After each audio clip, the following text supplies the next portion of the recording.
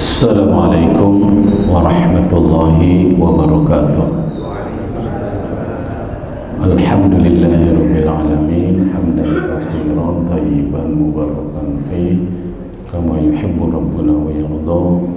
Asyhadu an la ilaha illallah wahdahu la syarikalah wa asyhadu anna Muhammadan abduhu wa rasuluh wa ba'du. Sebelum melanjutkan tentang ilmu yang terpuji dan ilmu yang tercela, bab 2 dari Ihya Ulumuddin. Terima kasih. Sekarang mari masuk ke bab 2. Ilmu ada dua macam. Ada ilmu yang terpuji, mahmudah, dan ada ilmu yang tercela, yaitu madmumah. Yang tercela itu seperti ilmu sihir, ya. Yang tercela itu tentu saja ilmu sihir, ilmu nujum, ilmu santet, begitu. Itu ilmu yang tercela, ilmu untuk sesuatu yang berbahaya. Ya, tidak dibahas kita ilmu tercela itu. Tapi yang kedua, mari kita masuk kepada ilmu yang terpuji dari sisi mencarinya. Ilmu yang terpuji dilihat dari sisi mencarinya. Itu ada dua, ada ilmu yang fardu ain, ada ilmu yang fardu kifayah. Ilmu yang fardu ain dan fardu kifayah. Fardu ain itu kewajiban ibadah yang dibebankan kepada setiap individu dan tidak boleh diwakilkan. Ain itu secara harfiah itu mata, tapi sering dipergunakan untuk diri, seperti wajhun, wajah, tapi dipergunakan untuk individu. Nafsun secara harfiah adalah jiwa, diri, tapi yang dimaksud adalah individu. Jadi dalam bahasa Arab itu ada ain, ada nafsun, ada wajhun, tapi yang dimaksud adalah individu itu sendiri. Jadi kewajiban individual. Yang kedua ada kewajiban ilmu yang wajib kifayah, wajib kelompok. Kalau satu orang atau dua orang telah melakukannya, maka satu kelompok terbebaskan dari kewajiban. Kalau satu kampung itu semuanya tidak menjalankan, maka semuanya berdosa. Tapi kalau salah satu atau dua orang menjalankannya, itu fardu, itu tidak berdosa, namanya fardu kifayah. Contoh fardu kifayah itu kalau waktu sekolah dulu kita itu jenazah, mengurus jenazah. Ternyata yang fardu kifayah itu sangat banyak, bukan jenazah saja itu fardu kifayah. Menjawab salam itu sebetulnya kalau semuanya menjawab salam boleh, bagus. Assalamualaikum warahmatullahi wabarakatuh. Tapi ada hadis yang menjelaskan tidak harus semua sih. Sebagian saja menjawab salam, yang lain tidak. Itu sudah terwakili sih. Sudah terwakili. Tapi kan kalau ustadz itu kan di panggung, itu bagian dari retorika. Mana nih gak semangat salamnya? Ulangi lagi, assalamualaikum, sampai 3 kali. Itu kan retorika aja Pak, bukan harus begitu. Karena sebagian menjawab juga sudah boleh secara hukum. Itu fardu kifayah menjawab salam gitu. Sekarang masuk kepada ilmu yang fardu ain.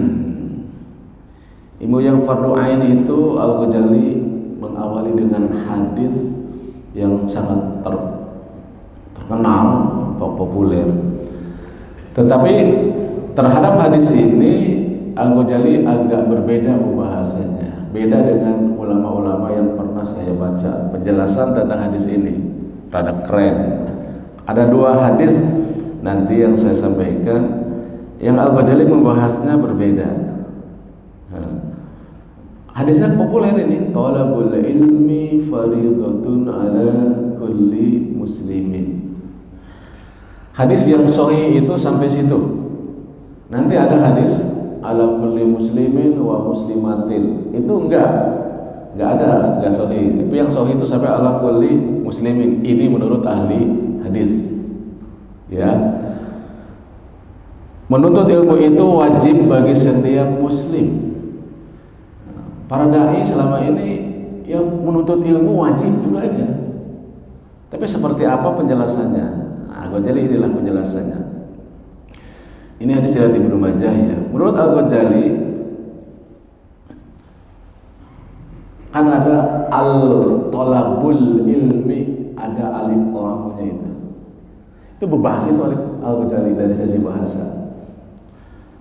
Al sama dengan the dalam bahasa Inggris. Jadi tertentu, definite article. Kalau tidak pakai al itu umum, namanya nakiroh. Sesuatu yang tidak pakai alif lam. Masjidun itu nakiroh, umum, indefinite article gitu. Tapi kalau al-masjidu berarti spesial, masjid tertentu. Masjid al-haram tertentu. Tapi kalau haramun itu umum. Sama dengan mosque itu masjid secara umum, tapi kalau pakai the mosque itu masjid tertentu. Sama dengan dalam bahasa Inggris itu al itu the. Tapi kata beliau, ahli tafsir akan mengatakan yang dimaksud ilmu itu ilmu tafsir.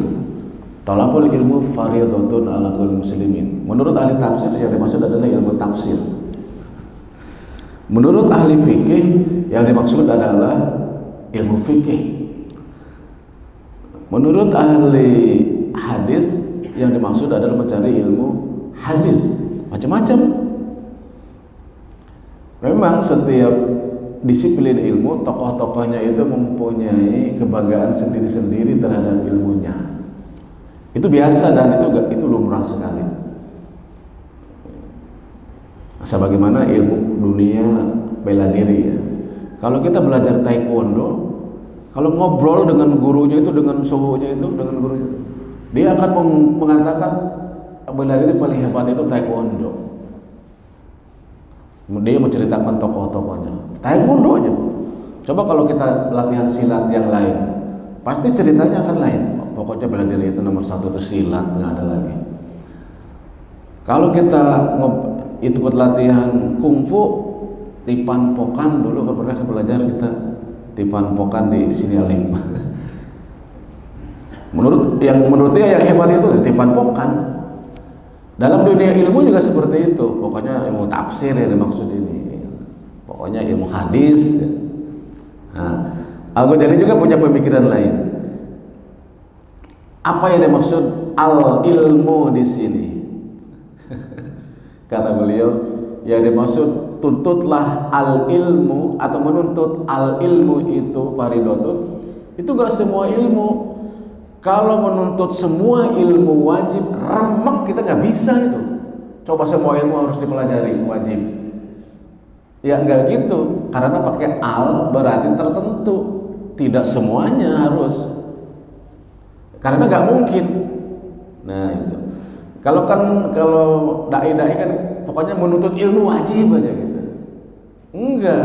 Menurut ilmu mana yang wajib itu tertentu, yang tertentu. Nah yang wajib ain yang mana? Yang wajib kifayah, fardu kifayah yang mana?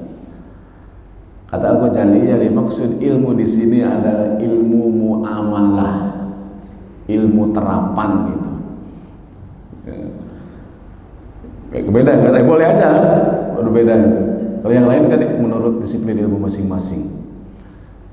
Ilmu mukasyafah dan ilmu muamalah kan pembagian ilmu kata Al-Ghazali begitu.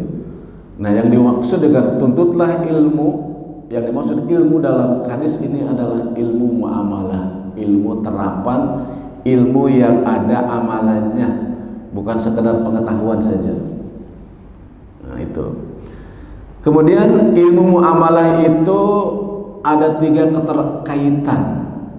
ilmu muamalah. Yang pertama, ilmu muamalah berkaitan dengan keyakinan.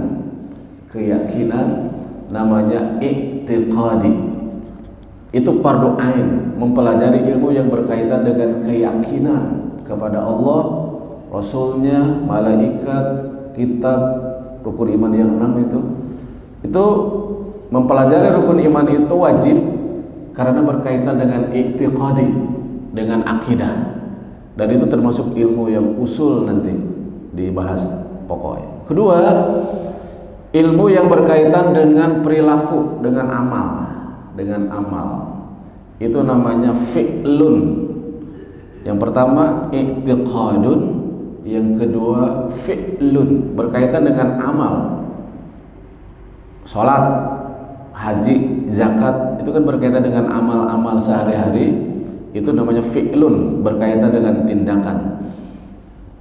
Yang ketiga, kata Al-Ghazali, ilmu yang berkaitan dengan tarkun, meninggalkan keburukan. Jadi ilmu yang wajib dipelajari, yang fardu ain itu ada 3 keterkaitan. Yang keterkaitan dengan keyakinan yaitu rukun iman, belajar akidah, jelas itu. Yang kedua, ilmu yang berkaitan dengan amal, dengan perbuatan sehari-hari, ibadah dan lain-lain, muamalah, itu fi'lun.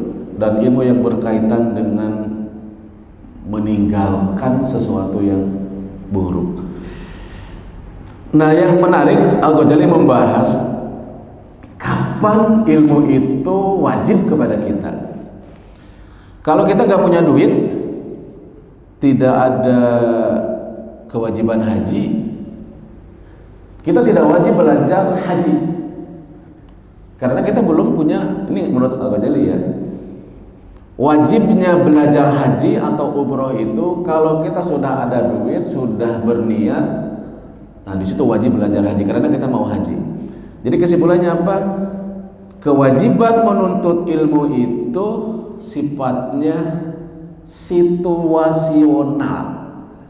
Sifatnya situasional. Maksudnya, yang dimaksud dengan situasional itu maksudnya ketika hendak digunakan. Kalau kita nggak punya duit, nggak bisa zakat, nggak wajib belajar zakat itu, nggak wajib. Tapi bukan berarti nggak boleh, bukan berarti nggak utama, bukan berarti nggak sunnah, jelas sunnah. Tidak wajib saat itu, karena lagi nggak punya duit. Tapi kalau sudah punya duit, kita mau zakat, baru ada kewajiban zakat, baru belajar zakat. Tapi katanya itu juga hanya sebatas yang bisa kita ngamalkan aja, jadi tidak harus mendalam sampai detail-detail banget. Ini yang wajibnya ya Pak. Kalau abdolnya ya sampai sedetil-detilnya iya. Ini cerita yang wajib itu yang mana sih? Yang wajib itu situasional ketika mau digunakan. Ketika mau digunakan itu orang mau nikah, tanya apa sih rukun nikah, syarat nikah itu apa? Oh, hanya tahu syarat rukun keabdoliannya, sebentar juga selesai. Jadi situasional pertama itu ketika hendak digunakan. Seperti wajibnya belajar haji ketika mau berangkat haji, wajibnya belajar zakat ketika mau zakat. Kedua, yang dimaksud situasional itu adalah terkait dengan yang bersangkutan. Maksudnya sesuai dengan profesi masing-masing, terkait dengan yang bersangkutan. Kalau Bapak kerjaannya di bank, maka yang wajib itu ilmu tentang bank, itu pasti. Kalau Bapak seorang pedagang, yang wajib itu ilmu tentang dagang, tentang marketing dan hukum-hukumnya, itu wajib itu. Apa Bapak profesinya? Disitulah kita wajib tahu tentang ilmu dari sisi syariah sesuai dengan profesi kita. Dan ini logis menurut saya, itu memang harus begitu. Yang berkaitan dengan profesi kita. Jadi ilmu yang terkait dengan orang yang bersangkutan, apa profesinya, maka dia wajib tahu di situ. Wajib itu. Orang akuntansi harus tahu akuntansi itu batasan-batasan menurut agama bagaimana, yang boleh dan yang tidak boleh menurut agama. Karena memang tujuan ilmu untuk menyelamatkan orang memberi pemahaman kepada orang supaya dia selamat, supaya dia bahagia kan sebetulnya. Terutama ilmu politik itu harus tahu tuh. Ilmu menjabat, ilmu jadi pejabat itu harus tahu tuh. Kalau enggak kan kejebak terus kepada korupsi akhirnya. Terjerumus terus ke situ. Setiap yang masuk ke dunia itu masuk korupsi itu. Jadi wajib mengetahui hukum-hukumnya tentang yang berurusan dengan profesinya, politik terutama itu. Yang terakhir yang dimaksud dengan situasional itu terkait dengan yang sedang dihadapi. Misalnya ini yang mendadak-mendadak, situasi musibah waktu Covid kemarin. Itu kan sedang dihadapi, harus tahu langsung, harus belajar ilmu tentang wabah. Situasi perang, tiba-tiba ada perang, bagaimana ini? Nah, harus dikasih tahu masyarakat itu bagaimana dalam situasi perang. Situasi sakit. Kita kan lagi enak-enak begini. Ketika masuk sakit harus tahu ketika dihadapi dan ketika sakit itu apa yang harus kita lakukan. Jadi situasional sesuai yang sedang dihadapi oleh manusia itu fardu ain, itu seperti itu kata Al-Ghazali. Itu penjelasan thalabul ilmi fardhatun ala kulli muslimin. Nah, saya kira cukup. Nanti yang lain kita bahas ilmu fardu kifayah. Ilmu fardu kifayah itu ilmu yang dibutuhkan untuk menata dunia. Fardu kifayah itu ilmu yang dibutuhkan untuk menata dunia. Fardu kifayah itu ada dua, ada yang syariah, ada yang non syariah. Non syariah itu akliyah, itu namanya non syariah, dan ada yang syariah itu fardu kifayah. Dan ternyata banyak fardu kifayah itu, tidak sederhana dan cukup banyak. Insya Allah akan disampaikan di kesempatan yang akan datang. Wassalamualaikum warahmatullahi wabarakatuh.